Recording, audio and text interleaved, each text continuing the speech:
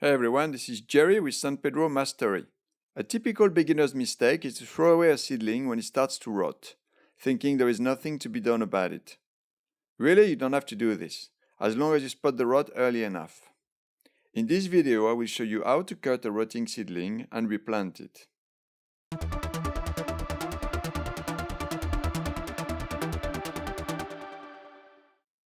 This is what rot looks like. In the case of this Peruvian torch, it is already too late, as the rot was not spotted early enough. In the case of these cacti, also Peruvian torches, the two on the right have died from rot, and all there is left of them is their spines.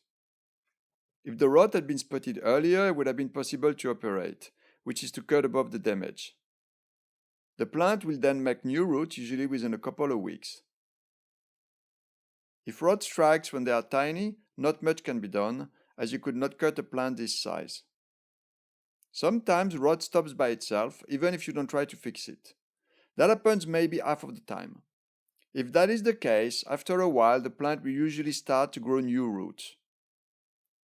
Very often, when the rot stops by itself, it leaves an ugly scabby base from which new roots will grow, as you can see on this image.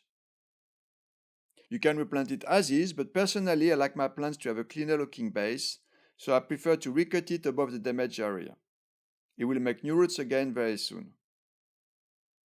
On this similar example, the plants rotted and fell over. Then it managed to fight off the rot and grow new roots.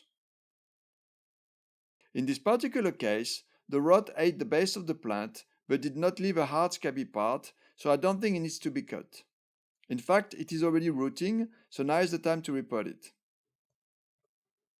Here the rot has stopped by itself and the cactus has made new roots higher up, but I don't like how messy it looks, so I will cut it.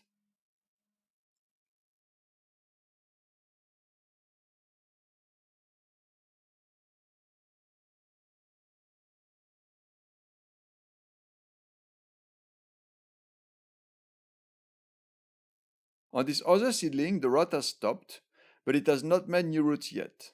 I will cut it now. Well, that's not a very clean cut, but that doesn't matter. Here I am cutting a few other plants. In case you're wondering, it's better to disinfect your knife with alcohol between each cut.